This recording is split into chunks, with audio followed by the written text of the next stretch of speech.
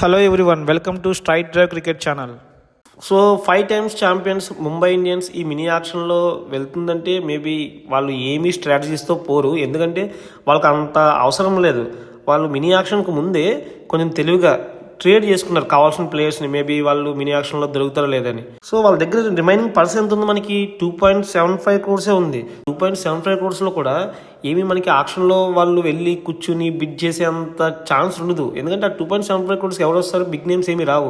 ఏమన్నా వచ్చినా కానీ మేబీ బేస్ ప్రైజ్కి వచ్చే ప్లేయర్స్, అన్క్యాప్డ్ ప్లేయర్స్ వస్తారు, కానీ వాళ్ళకి బిగ్ నేమ్ కోసం వెళ్ళే ఛాన్సే లేదు. సో ఫస్ట్ ముంబై ఇండియన్స్ ఎవరెవరిని రిలీజ్ చేసింది, అర్జున్ టెండూల్కర్ని ట్రేడ్ చేసింది ఎల్ఎస్జేకి, అలానే సత్యనారాయణ రాజుని మన ఏపీ ఫాస్ట్ బౌలర్ని రిలీజ్ చేసింది, అలానే Karan Sharma, Mujibur Rahman, Jacobs, Topley, Lizaad Williams, so వీళ్ళందరినీ రిలీజ్ చేసింది. బట్ ఎంతమంది ప్లేయర్స్ని రిలీజ్ చేసినా కానీ ముంబై ఇండియన్స్ టీం మీరు ఎప్పుడు చూసినా వాళ్ళ మెయిన్ ఇండియన్ టీం కూడా చాలా బాగుంటుంది. వాళ్ళని రోహిత్ శర్మ కానీ, స్కై కానీ, తిలక్ వర్మ కానీ, హార్దిక్ పాండ్యా కానీ, బుమ్రా కానీ, వీళ్ళందరూ ఇప్పుడు current legends, Indian legends. So వాళ్ళందరూ కలిపి ఒకే టీంలో ఉండడం అంటే, సో అందుకేనేమో ముంబై ఇండియన్స్ ఎప్పుడు బ్రాండ్ వాల్యూ కింద కనిపిస్తుంది టీం అంటేనే. వాళ్ళు ఎవరెవరైనా ట్రేడ్ చేసుకున్నారు, రూదర్ఫోర్డ్ ట్రేడ్ చేసుకున్నారు, శార్దుల్ ఠాకూర్, మయాంక్ మార్కండే. సో రూదర్ఫోర్డ్ వచ్చేసి బ్యాకప్ ప్లేయర్ కింద, మేబీ మనకి ఆల్రౌండర్ కింద షాంట్నర్ ఉన్నాడు, స్పిన్నింగ్ ఆల్రౌండర్ కింద, అతనికి బ్యాకప్ కింద ఫాస్ట్ బౌలర్ ఆల్రౌండర్ కింద రూదర్ఫోర్డ్ తీసుకున్నారు. అలానే శార్దుల్ ఠాకూర్ ఇక్కడ ఎందుకు తీసుకున్నారో అర్థం కాలేదు, ఎందుకంటే దీపక్ చహర్ ఉన్నాడు ఆల్రెడీ టీంలో. అలానే వాళ్ళు ఫాస్ట్ బౌలర్ చూసుకున్న మనకి బుమ్రా ఉంటాడు, బోల్ట్ ఉంటాడు, ఆల్రౌండర్ కింద హార్దిక్ పాండ్యా ఉంటాడు, దీపక్ చహర్ ఉంటాడు. సో నలుగురు ఉండగా మళ్ళీ ఐదో బౌలర్ని తీసుకోవడం అనేది అది కుదరదు ప్లేయింగ్ లెవెల్లోకి. వాళ్ళు మేబీ నాకు తెలిసి దీపక్ చహర్కి రీప్లేస్మెంట్ కింద ఇన్ కేసు ఏదైనా ఇంజురీ అయితే, ఎందుకంటే అతను కొంచెం ఇంజురీ పోను కదా దీపక్ చహర్, దానికి రీప్లేస్మెంట్ కింద వాళ్ళని శార్దుల్ ఠాకూర్ని ట్రేడ్ చేసుకున్నారు. ఇంకా నెక్స్ట్ మయాంక్ మార్కండే. సో నిజంగా ఇది ముంబై ఇండియన్స్ గ్రేట్ మూవ్ అనుకోవాలి మయాంక్ మార్కండే, ఎందుకంటే మీరు ఒకసారి లాస్ట్ 5 seasons నుంచి చూడండి, 2019-20లో వాళ్ళు వరుసగా 2 సార్లు కప్ కొట్టారు. ఆ ట్రోఫీ విన్నింగ్లో మెయిన్ కీ రోల్ ప్లే చేసింది మనకి స్పిన్నర్లు, కృణాల్ పాండ్యా కానీ, రాహుల్ చహర్ కానీ, అంటే అంతకుముందు మయాంక్ మార్కండే కూడా ఆడాడు. సో ముంబై ఇండియన్స్కి వాళ్ళు మెయిన్ కీ రోల్ ప్లే చేశారు. బట్ ఒకసారి మీరు లాస్ట్ 5 seasons 21 నుంచి 25 వరకు చూడండి, 2 times లాస్ట్ ప్లేస్లో ఉన్నారు. మేబీ 2021లో 5th ప్లేస్, 22 and 24లో లాస్ట్ ప్లేస్, 23 and 25లో 3rd ప్లేస్. సో ఇంత మంచి టీం పెట్టుకున్నా కానీ వాళ్ళకి కనీసం అట్లీస్ట్ ఒక మినిమం స్పిన్నర్ లేకపోవడం వల్ల, వాళ్ళు ఎక్స్పీరియన్స్ స్పిన్నర్ లేకపోవడం వల్ల ఫైనల్కి రీచ్ అవ్వకపోయినారు. సో లాస్ట్ టైం కరణ్ శర్మని కానీ, విఘ్నేష్ పుత్రుని కొంతమంది ట్రై చేశారు, బట్ దానివల్ల యూజ్ లేదు, ఎందుకంటే ఎక్స్పీరియన్స్ స్పిన్నర్ లేడు అక్కడ. సో ఈసారి తెలివిగా దాన్ని మేబీ వాళ్ళు రీఫిల్ చేయడానికి మయాంక్ మార్కండే ఆల్రెడీ ఇంతకుముందు ముంబై ఇండియన్స్కి ఆడాడు ఒకసారి, అతన్ని ట్రేడ్ చేసుకున్నారు. సో నిజంగా ఇది బిగ్ మూవ్ అని చెప్పాలి ముంబై ఇండియన్స్ చేసింది, ఎందుకంటే వాళ్ళ టీంలో ఉన్న వీక్నెస్ని వాళ్ళు కంపల్సరీ స్ట్రాంగ్ చేసుకునే ప్రయత్నంలో మయాంక్ మార్కండే ట్రేడ్ చేసుకున్నారు.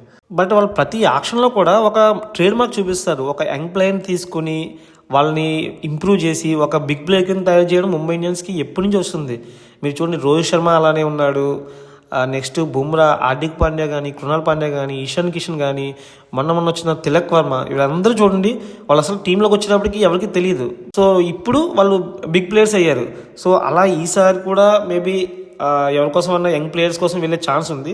సో దాంట్లో మనకి మెయిన్గా వినిపించే ఏంటంటే అన్మోల్ ప్రీత్ సింగ్ అని ఒక బ్యాట్స్మెన్ ఉన్నాడు, పంజాబ్ బ్యాట్స్మెన్, మేబీ అతని కోసం కానీ, తనుష్ కొటైన్ మన తమిళనాడు స్పిన్నరు, అతని కోసం కానీ, ఆకాష్ మద్వాల్ ఆల్రెడీ ఇంతకుముందు ముంబై ఇండియన్స్కి ఆడాడు, ఆకాష్ మద్వాల్, విఘ్నేష్ పుత్రుని బాగానే బౌలింగ్ చేశాడు, బట్ ఎందుకు రిలీజ్ చేసిందో తెలియదు. మేబీ అతని కోసం కూడా ఈసారి బ్యాక్ తీసుకునే ఛాన్స్ ఉంది, ఎందుకంటే వీళ్ళందరూ బేస్ ప్రైజ్కి రావాల్సిందే.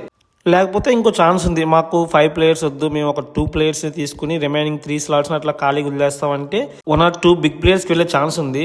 దాంట్లో కూడా చీప్ ప్లేయర్స్ని, అంటే ఎట్లా అంటే బేస్ ప్రైజ్కి వచ్చేవాళ్ళు ఆ బిగ్ ప్లేయర్స్ కూడా ఎవరున్నారు దాంట్లో మనకి. వీళ్ళకి కావాల్సింది ఒక ఫారెన్ వికెట్ కీపర్ బ్యాకప్ కింద, ఎందుకంటే రికల్టన్కి బ్యాకప్ కింద ఒక వికెట్ కీపర్ కావాలి. సో దానికోసం మేబీ బెయిర్స్టోకి వెళ్ళే ఛాన్స్ ఉంది, ఎందుకంటే లాస్ట్ టైం చూడండి బెయిర్స్టో మనకి రికల్టన్కి రీప్లేస్మెంట్ కింద వచ్చాడు.